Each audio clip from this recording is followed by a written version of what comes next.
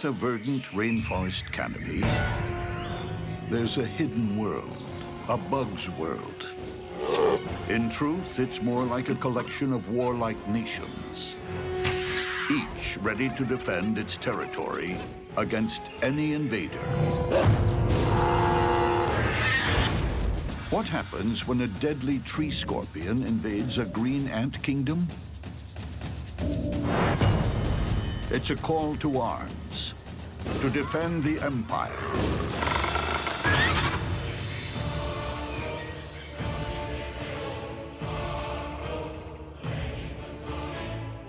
This plant is about to become green ant territory. In less than a day, they will swarm over its leaves and bend them to their will. It's empire building by an incredible society that thinks as one. Colonies are interesting things. This is where hundreds of individuals behave like a single organism. They may think as one, but they're divided into specialist teams. There are workers, porters, guards, and beneath this swarm of servants, a queen.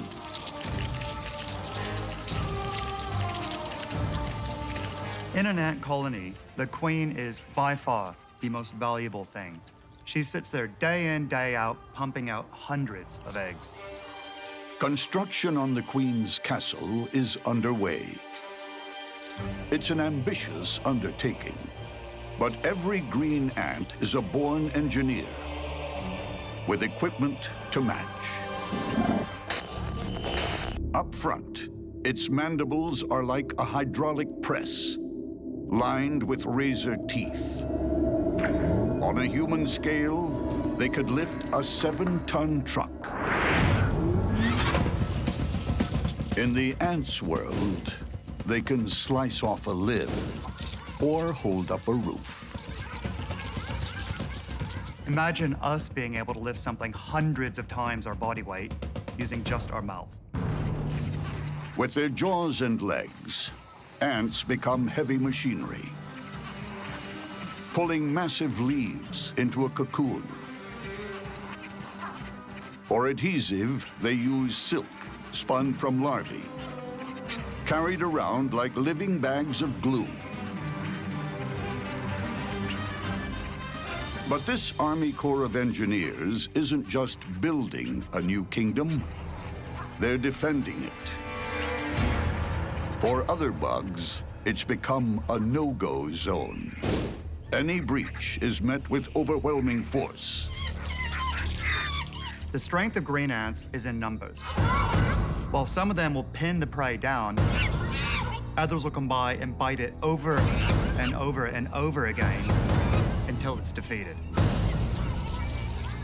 Like a crack commando unit, a squad immobilizes the beetle, while others start slicing it up. Green ants can capture and butcher a beast in just minutes. But some creatures can be too hot to handle. Like this killer, descended from the first bugs to crawl on land 300 million years ago. The tree scorpion. It's a wily opponent, built for a quick kill. It has size and sting on its side. It captures prey by stinging it with this venom, grabbing it with the pinchers, and then tearing it apart and eating it. The tree scorpion stalks the lower rainforest canopy. There's nowhere it's scared to go. It fears no one. Scorpions are hunters. Scorpions will basically take whatever they're able to successfully capture.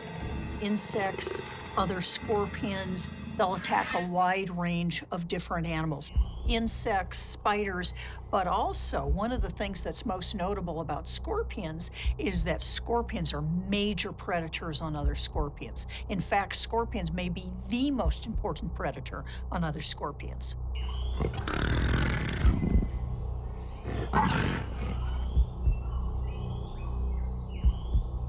Its confidence and lethal advantage come from supersensitive hairs on its legs and body. The slightest movement registers, even the flap of a fly's wing. And leading it straight to the kill zone are sensors beneath its body called pectines. These pectines, think of them as combs, are extremely sensitive to substrate vibration. So as they're walking along, these combs are responding to vibrations from the ground. As they walk, these touch the ground. In addition, the pectines are probably at least somewhat sensitive to chemical and odor cues and are picking up information from the environment. They don't have particularly good vision. They almost certainly are responding to light and dark, but they're clearly not locating prey visually. This cricket came too close. It landed on a branch. The vibrations and the cricket's telltale chemical compounds alerted the scorpion. And in no time, the cricket became the main menu item on its predator's outdoor dinner table.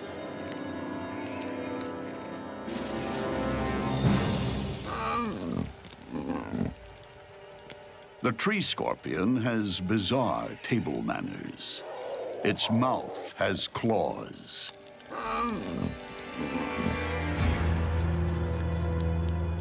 This creature knows how to look after itself in the rainforest. But how will it fare in a border dispute?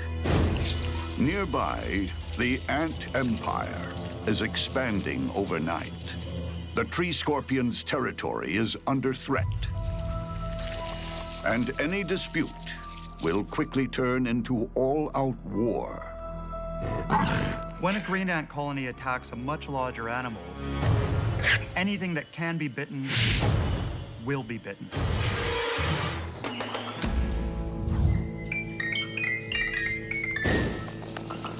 When green ants invade your territory, they don't negotiate. They simply arrive in their thousands and start building an empire. There's no diplomacy, no discussion. They owe allegiance only to their queen. Green ants are extremely territorial. They will protect their queen at all costs. The tree scorpion shows no such respect for the queen, nor her faithful subjects.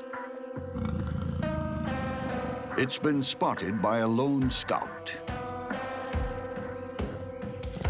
It's David versus Goliath. But no one's told the green ant. No matter how futile the attack, it's programmed to lock on to its foe.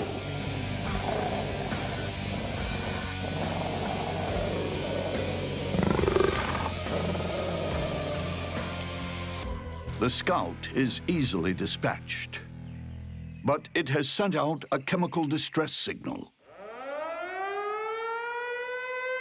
It's like sounding an air raid siren inside the colony. The defensive strategy of the green ants is built all around teamwork, sending out chemical messages that'll bring in lots of ants. You'll have hundreds of them pouring into that one area. The colony mobilizes for war. Soldiers head out to meet the invader.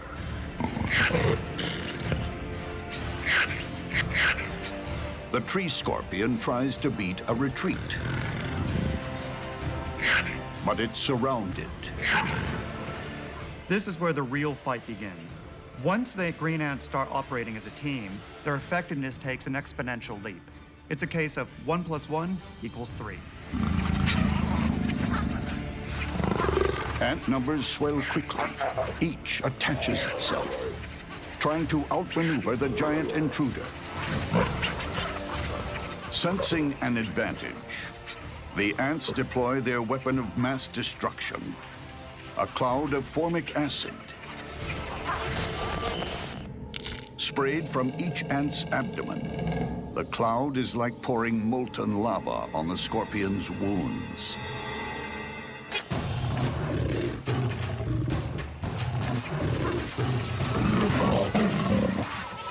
It lashes out, and its victims are piling up. Medic ants deal with the wounded.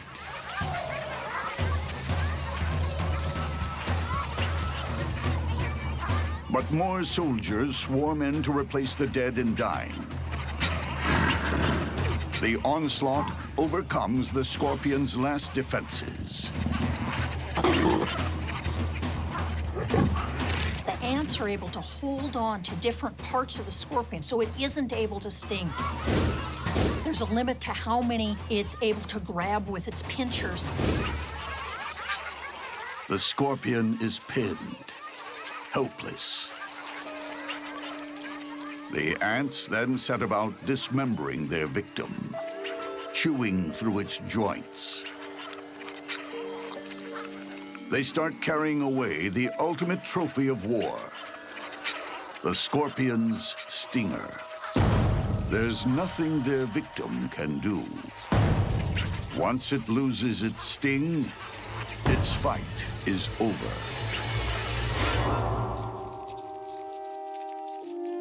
Many ants have made the ultimate sacrifice.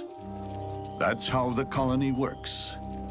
One individual dies, an empire is defended. Long live the queen. What happens when a trap-jaw ant falls in with a ravenous antlion? The earth will open up.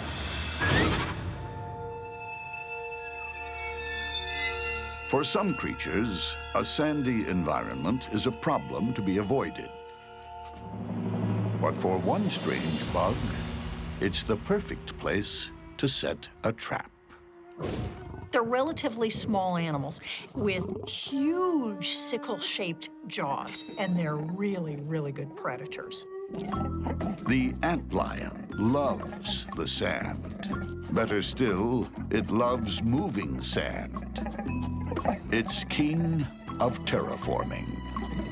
Just a quarter-inch long, it can transform landscapes overnight.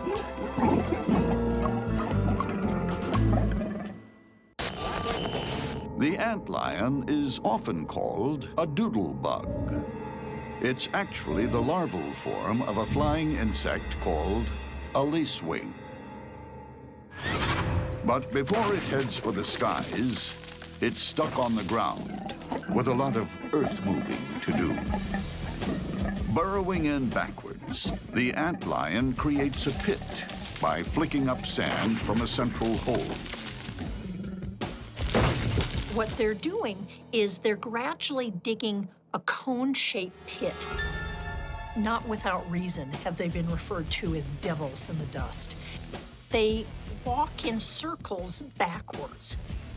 As they walk in this circle, they're throwing dirt out of the pit that they're digging with their heads. So they're walking backwards, the dirt gets onto their back, and then they flip it out over the back of their head. The walls grow taller until they become a one-way slide of death. Approaching prey might be lucky enough to spot the deadly hole ahead.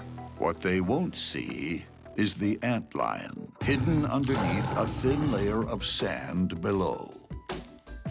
The antlion burrows itself at the very bottom of this pit with only its jaws out. The antlion is a masterpiece of devious engineering. Victims simply stumble in and never leave.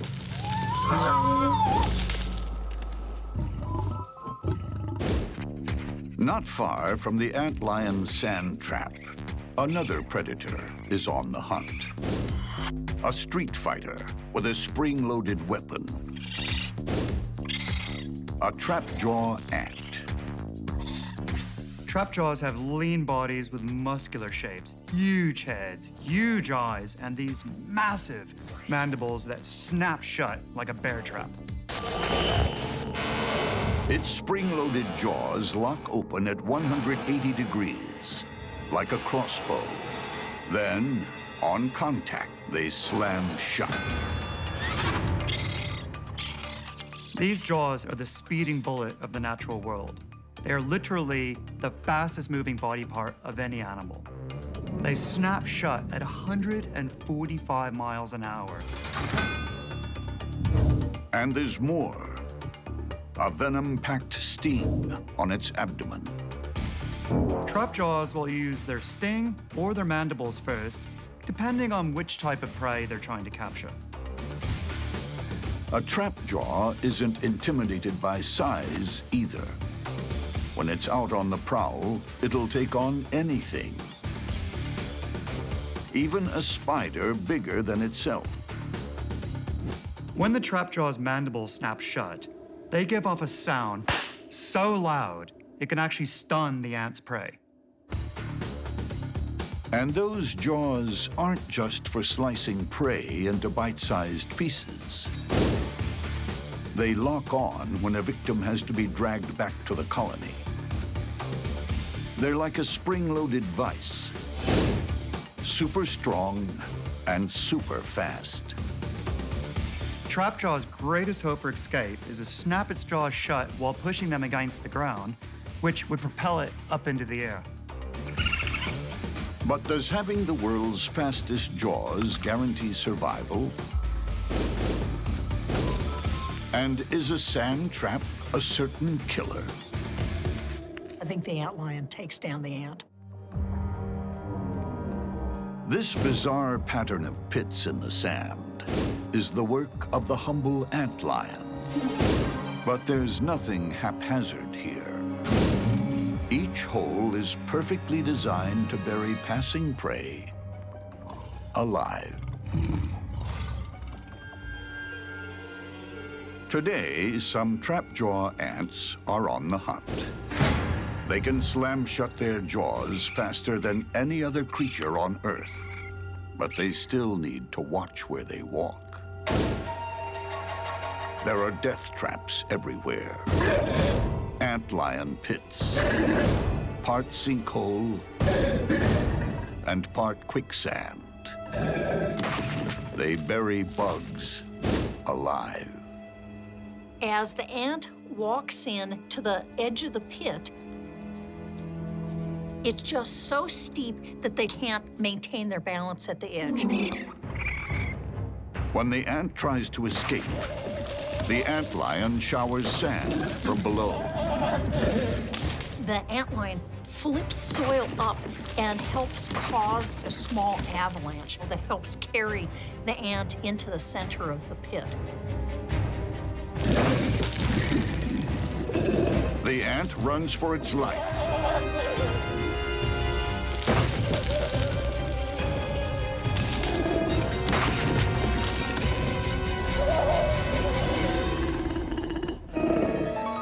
It's a lucky escape. But the antlion won't have to wait long for another victim. It launches its attack. The trapjaw can't even see its foe.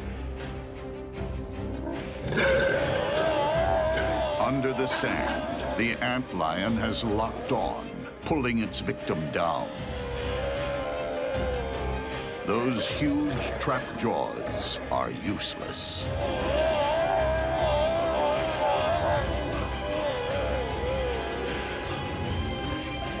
And from below, the antlion has already begun sucking its victims' insides out.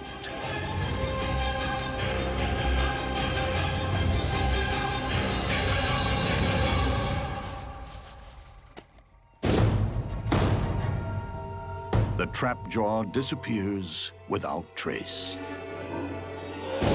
Sometimes, in a bug's world, the best weapon you can use is the environment itself. And if your weapon can double as a grave, so much the better. In a bug's life, there's little room for social graces.